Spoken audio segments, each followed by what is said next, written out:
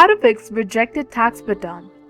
Hello everyone, welcome back to our channel. Today in this video we'll discuss on how to fix a rejected tax return. So I encourage you to watch until the end to learn the complete process. So in order to fix a rejected tax return, the first step is to identify the reason for the rejection. The IRS will notify you of the error through text, call, or email. And correcting any typos or misspellings in your identification details such as your social security number and your name.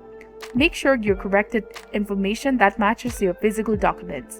And if a dependent has been claimed on someone else's tax return, you need to provide the proof of that dependent and it should be listed on your return.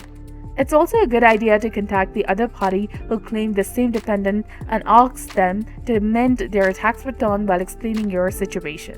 If you are a victim of identity theft, you must file a paper return and include the Form 14039, the Identify Theft Affidavit, and always double-check your correction before resubmitting your return.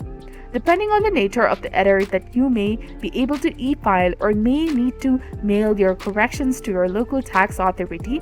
And if you encounter any issues, you can reach IRS customer support at 800-829-1040, and that's how you can easily fix the rejected tax return.